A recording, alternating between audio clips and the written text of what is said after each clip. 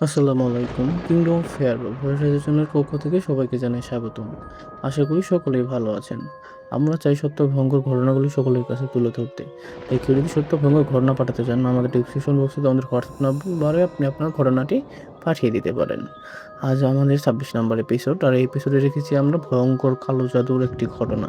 আর আজকের ঘটনাটির আমরা নাম দিয়েছি সন্তানের বলি দিয়ে কালো জাদু। তো চলুন কথা না বলে ঘটনায় চলে যাই। ঘটনাটি ঘটে ১৯৩০ সালে। আর ঘটনাটি সংগ্রহ করা হয়েছে ইউসুফ আলী হাওলাদার ভাইয়ের কাছ থেকে। তিনি যেভাবে বলেছেন আমি সেভাবে বলার চেষ্টা করছি। সাল ১৯৩০। আমি তখন ১৬ থেকে ১৭ বছরের একজন যুবক।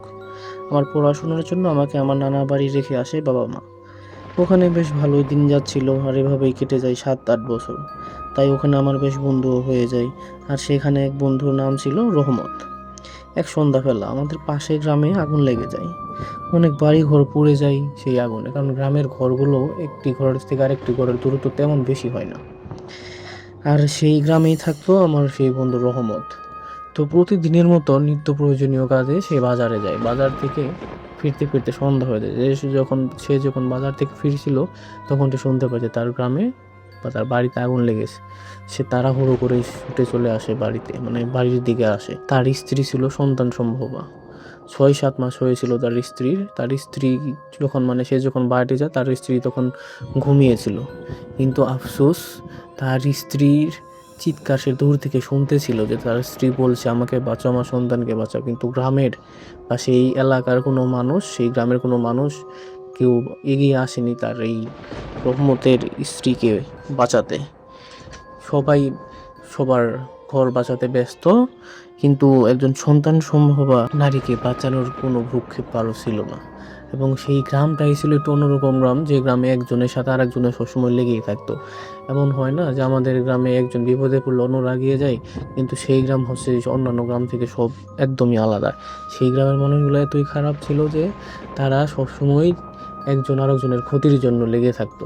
আর সেই আগুনটাও হয়তো কেউ লাগিয়ে দিয়েছিল, না তো এভাবে এত বাড়িতে একসাথে আগুন লাগার কথা না। তো সেই রহমত নিরুপায় হয়ে দাঁড়িয়েছিল। সে অনেক চেষ্টা করার পরেও বাঁচাতে পারেনি তার স্ত্রীকে, বাঁচাতে পারেনি তার সন্তানকে। যখন আগুন নিভে তখন তার স্ত্রী আর সন্তান সম্ভবা স্ত্রী পুড়ে ছাই। সে কোনো রকম সেই লাশটিকে দাফন করে মনের কষ্টে কি আর বলবে। মনে মনে প্রতিশোধ নেওয়ার খুব ইচ্ছা জাগে তার, যে এই কোন গ্রামে আমি বাস করি, যে গ্রামে একজন আরেকজনকে সহ্য করতে পারে না। আমার স্ত্রী, সন্তান সম্ভব হয় স্ত্রী বাঁচার জন্য কত আকুতি মিনতি করলো, কিন্তু কেউ তাকে কোনো সাহায্যই করলো না। এই গ্রামের মানুষের বেঁচে থাকার কোনো অধিকার নেই। না এই গ্রামে আমি থাকবো, না এই গ্রামে কাউকে বেঁচে থাকতে দিব। তারপর সে তার সম্পত্তির যত সম্পত্তি ছিল তার 80% বিক্রি করে দেয়। বিক্রি করে দিয়ে ভারতে চলে যায় একটি জায়গায়। কোন জায়গায় গিয়েছে সেই নামটি আমরা সঠিক জানি না বাবু, বলতে পারিনি।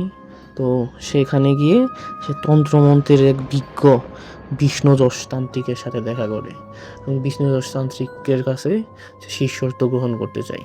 তখন বিষ্ণুযশ তান্ত্রিক বলে যে আমার শিষ্য গ্রহণ করা এত সহজ নয়, তুমি একজন মুসলমান। কিন্তু আমি বিষ্ণু যশ কোনো ধর্মের না, আমি নিজেই এক আলাদা ধর্ম। কারণ আমি যে পূজা করি, যে সব কাজকর্ম করি, তা কোনো ধর্মের মাধ্যমে করা সম্ভব নয়। কোনো ধর্মই এই কাজকে গ্রহণ করেনি। তাই তুমি যদি আমার শিষ্যত্ব অর্জন করতে চাও, তাহলে তোমাকে তোমার ধর্ম ত্যাগ করতে হবে, আমার নিজস্ব ধর্মে তোমাকে আসতে হবে। তখন সেই রহমত প্রতিশোধের নেশায় নিজ ধর্ম ত্যাগ করে সেই বিষ্ণু যশের অনুগত্য গ্রহণ করে, এবং আস্তে আস্তে ৪-৫ বছর সেখানে সে থেকে বড় একজন তান্ত্রিক হয়। এবং সেখানে সে বিয়ে করে, ও তার ২ বছরের কোনো একটা বাচ্চাও ছিল। তো সব যখন শিক্ষা শেষ হয়ে যায়, তখন বিষ্ণু যশ বলে যে তখন সেই রহমতের আবার এই বিষ্ণু যশ নামও দিয়ে দেয়, যে আমরা যেমন বাচ্চা হলে আকিকা রেখে নাম দিই, তখন সেই বিষ্ণু যশ এই রহমতকে ৫টা মুরগ বলি দিয়ে বিষ্ণুদেব, এই বিষ্ণুদেবের মতো করে রঞ্জুদেব নামে সেই রহমত মিয়ার একটি নাম দিয়ে দেয়, এবং সেখানে নাম হয়ে যায় রঞ্জুতান্ত্রিক। তারপর সেই বিষ্ণু যশ বলে যে এবার তোমার শিখার পালা শেষ, এখন তুমি আমার কাছ থেকে চলে যেতে পারো, তুমি তোমার নিজস্ব কর্মকাণ্ড চালিয়ে যেতে পারো। তখন সেই তো রঞ্জুতান্ত্রিক তার স্ত্রীকে নিয়ে সেই বাংলাদেশে সেই তার পুরনো গ্রামে চলে আসে।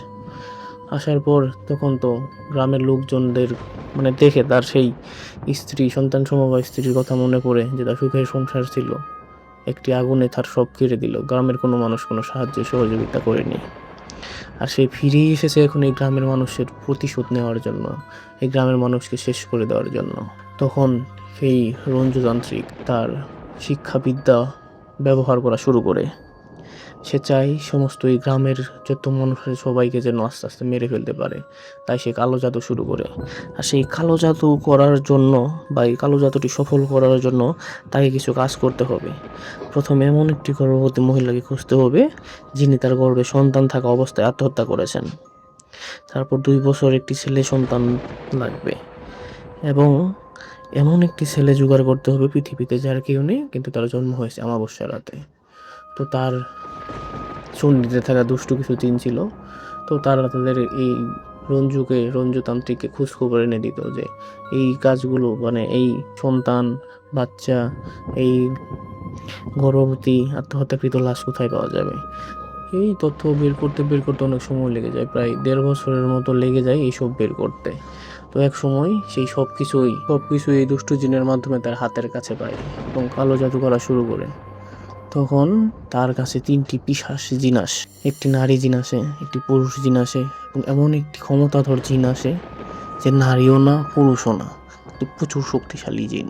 তো সেই নারী জিনটি এই রঞ্জুতান্ত্রিককে বলে যে রঞ্জু, আমি তোমার কাজ করে দিব, তার জন্য আমার এমন একজন মহিলা চাই যে তার সন্তান সম্ভব অবস্থায় আত্মহত্যা করেছে। তারপর আরেকটা পুরুষ জিন ছিল, সে বলে যে আমার এমন একটি ছেলে সন্তান চাই যার দুনিয়ায় কেউ নেই এবং অমাবস্যা তিথিতে জন্মগ্রহণ করেছে।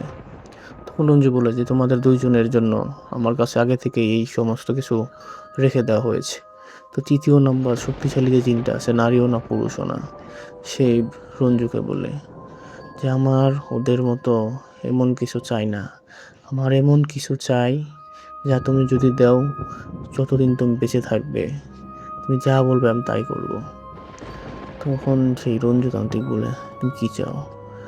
আমি তোমার 2 বছরের ছেলে সন্তানটাকে চাই, তুমি তার চামড়া ছিলে আমাকে গ্রহণ করতে দিবে এবং সে থাকবে জ্যান্ত অবস্থায়। তুমি যদি তোমার সন্তানের চামড়া ছিলে আমাকে কাছে বলে দিতে পারো, তাহলে তুমি যা বলবে আমি তাই করব, নয়তো কখনোই তোমার কোনো কাজ করা সম্ভব নয়। রঞ্জুতান্ত্রিক বিশাল চিন্তায় পড়ে যায় যে অন্য কারো সন্তানের মায়া আর নিজের সন্তানের মায়া তো কখনো এক হবে না।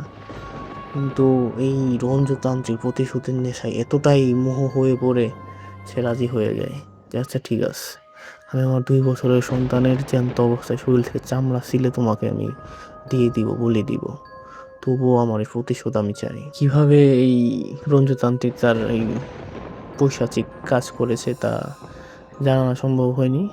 তো এই সবগুলো কাজই সে করে এবং 3টি জিন তার অনুগত হয়ে তার প্রতিশোধ নেওয়ার কাজ শুরু করে। তো এই জাদু করার 2 দিন পর থেকেই গ্রামে হঠাৎ করেই লোকজন মারা যেতে থাকে। প্রথম দিন একজন যে মারা যায়, সে গভীর রাতে বা রাতে প্রাকৃতিক রাতে সাড়া দেওয়ার জন্য বাইরে বের হয়। তো বের হওয়ার পর পরিবার অনেকেই মানে সে যে গেছে জরুরতে, তো পরিবার অনেকেই দেখেছে, কিন্তু অনেক সময় হয়ে যায় সে আর ফিরে আসে না। তাকে খুঁজতে গিয়ে দেখে যে তার বাথরুমের কাছে সে পড়ে আছে, এবং এমন অবস্থায় পড়ে আছে যা দেখে তো সবাই আটকে ওঠে যে তার একটি চোখ নেই, একটি চোখ মনে উপরে খোলা হয়েছে, আর একটি চোখ আছে, চোখ এমনভাবে তাকিয়ে আছে যেন খুব ভয় পেয়েছে। কিন্তু শুধু চোখই নয়, তার হৃৎপিণ্ডটাও বুক থেকে ছিঁড়ে ফেলা হয়েছে। এটা দেখে তো সারা গ্রাম স্তম্ভিত হয়ে যায়। আর সেখান থেকেই শুরু হয় সেই রঞ্জুতান্ত্রিকের প্রতিশোধ নেওয়া। আস্তে আস্তে প্রতিদিন 3-4 জন করে এরকমভাবে মারা যেতে থাকে, কিন্তু কেউ কোনো সুরাহা করতে পারে না এটি কীভাবে এরা মারা যাচ্ছে। কেউ কি এদের খুন করছে, নাকি কোনো পশু এদের এরম নির্মমভাবে হত্যা করছে। গ্রামের লোকজন গ্রাম থেকে অন্য গ্রামে চলে যেতে থাকে, কিন্তু অন্য গ্রামে যাওয়ার পরেও সেই গ্রামেও এই কার্যক্রম শুরু হয়। অন্য যে গ্রামে যায় সেই গ্রামেও এভাবে হত্যা শুরু হয়। তখন তাদের এই গ্রামের যারা মানুষের আত্মীয় স্বজন ছিল, তারা তাদের না করে দেয় যে না, তোমরা আর আমাদের গ্রামে আসবে না, তোমাদের সাথে তোমাদের সেই অশরীররাও আমাদের গ্রামে চলে আসে। তোমরা হয়তো এমন কোনো কাজ করেছো যার জন্য তোমাদের এবং নির্মমভাবে মৃত্যুবরণ করতে হচ্ছে। তাই সেই গ্রামের যত লোকজন ছিল তারা তাদের আত্মীয় স্বজনদের বাড়িতে গিয়েও কোনো ঠাঁই পাচ্ছিল না, দিন শেষ আবার সেই গ্রামে ফিরে আসতে হচ্ছিল। তো একদিন সেই গ্রামেরই একজনের এক আত্মীয় আসার কথা। তো সেখন তার মোবাইল ছিল না। তো এক সপ্তাহ আগে একটি চিঠিতে জানানো হয় যে অমুক তারিখে অমুক বারে এই সময় সে আসবে। তো সেই লোকটি আসতেছিল, আসার সময় গ্রামে ঢোকার সময় সেই সময় একটা ছোট কালভার্ট এবং পাশে ছিল একটি তুলা গাছ। তো যখন সে সেই কালভার্টের দিকে আসে তখন সে এই তুলা গাছে একটি মহিলার অবয়ব দেখতে পায় এবং সে দেখতে পায় যে মহিলার অবয়ব সাদা শাড়ি পরা এবং তার চুল সমস্ত এই তুলা গাছকে পেঁচিয়ে আছে এবং জিহ্বাটা লিকলিকে লম্বা, মুখটা হচ্ছে পুরো কোনো মানুষ পুড়ে গেলে যেমন এরকম চেহারা, তার দিকে তাকে শব্দ ছাড়া খিলখিল করে হাসছে। এটা দেখে যখনই সে পিছন দিক দিয়ে দৌড় দিবে তখনই তাকে এমন একটা থাপ্পড় মারে, কে তার থাপ্পড় মারে সে বুঝতে পারে, সাথে সাথে সে অজ্ঞান হয়ে যায়। তো যাদের বাড়িতে মেহমান আসার কথা দুপুরবেলা, তার তো অনেক অপেক্ষা করছে, দুপুর থেকে সন্ধ্যা হয়ে যায়, সন্ধ্যা থেকে রাত হয়ে যায়, তবুও আসে না। তখন তো সারা চিন্তায় পড়ে যায় যে কী হলো, আমার অবস্থা তো ভালো না, চলো তো আমরা এগিয়ে দেখি। তো এগিয়ে গিয়ে দেখার সময় যখন সেই কালভার্টের ওইখানে যাই, দেখে যে তাদের যেই আত্মীয় আসার কথা তাকে সেই তুলা গাছে উল্টো করে মানে মাথা নিচে দিয়ে পা উপরে করে দিয়ে বেঁধে রাখা হয়েছে এবং তার একটি চোখ দিয়ে রক্ত পড়ছে, একটি চোখ তোলা হয়নি বাট একটি চোখ দিয়ে রক্ত পড়ছে এবং তাকে খুব বেধড়ক মারা হয়েছে এমন দেখে বোঝা যাচ্ছে, কিন্তু তখনও সে বেঁচে ছিল। তো তাড়াতাড়ি তাকে দূরে একটি স্বাস্থ্য কমপ্লেক্সে নিয়ে যাওয়া হয় তখনকার। তো তার জ্ঞান ফেরার পর সেই প্রথম তার সাথে কি হয়েছে এই কথাগুলো বলতে পারে। এর আগে তো যারা মারা গেছে তারা তো কিছুই বলতে পারে না যে কীভাবে তারা মারা গেছে। এই কথা বলার পর সে আবার খুব অসুস্থতা বোধ করে। তখন ডাক্তার বলে যে এই লোকের মেরুদণ্ডগুলোর উপর এমনভাবে বাড়ি দেওয়া হয়েছে, এই লোকের মেরুদণ্ডগুলো একদম ভেঙে গেছে। তো কিছুক্ষণ পর সে মারা যায়। তো সেই আত্মীয়র বাড়িতে জানানো হয়, কান্নার রোল পড়ে যায়। তখন সেই এলাকাবাসী টনক নড়ে, যেটা স্বাভাবিক কোনো কাজ নয়, নিশ্চয়ই আমাদের এই এলাকার উপর কারো কোনো নজর পড়েছে।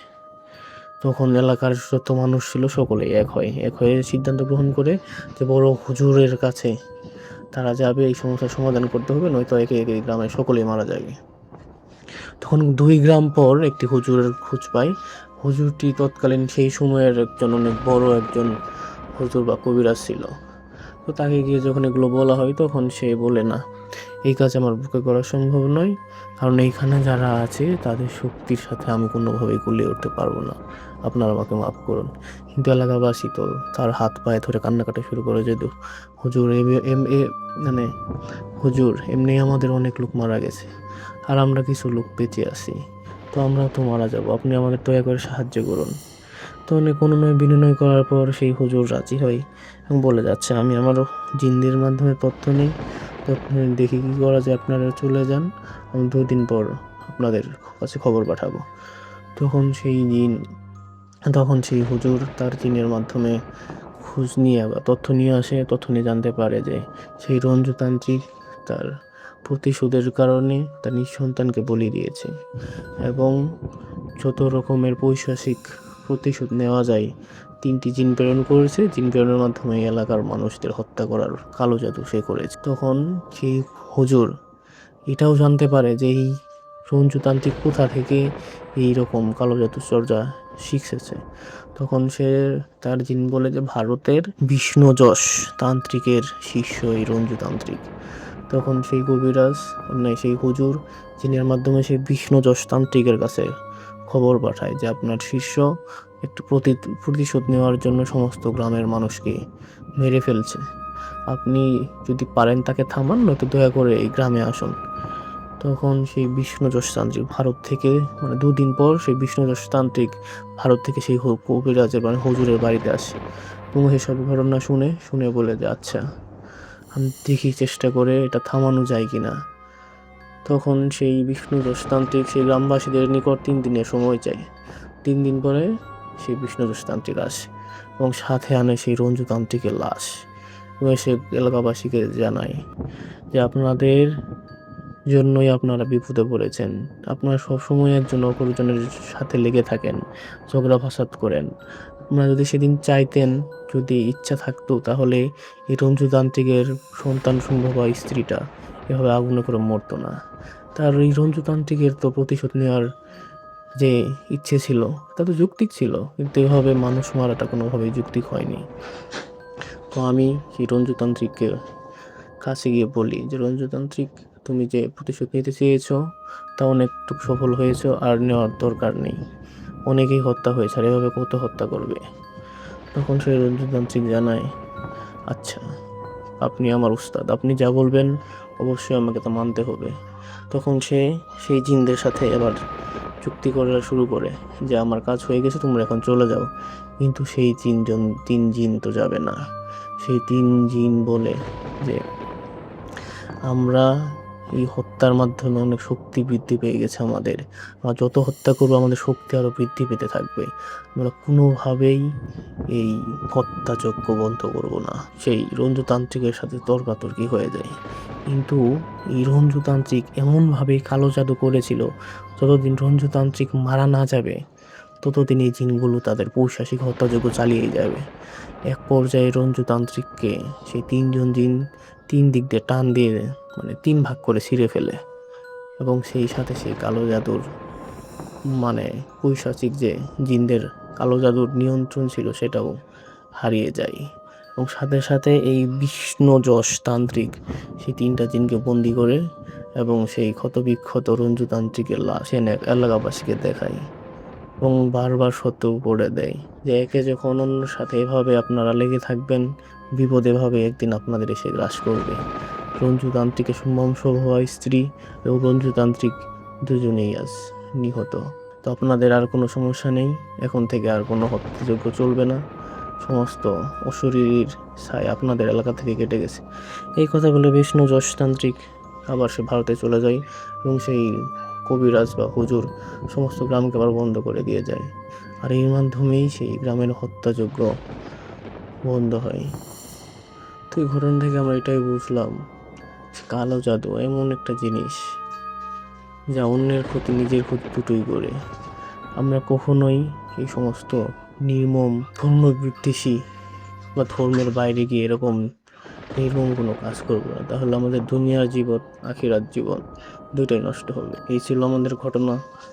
ধন্যবাদ ইউসুফ আলী হাওলাদার ভাইকে আপনার এত সুন্দর একটি ঘটনা আমার কাছে শেয়ার করার জন্য। সকলেই ভালো থাকবেন এবং আমাদের জন্য দোয়া করবেন, আমরা যেন এই চ্যানেলটিকে আরও সামনের দিকে এগিয়ে নিয়ে যেতে পারি। আজকের মতো বিদায়, আবার দেখা হবে কোনো এক সময়। আল্লাহ হাফেজ।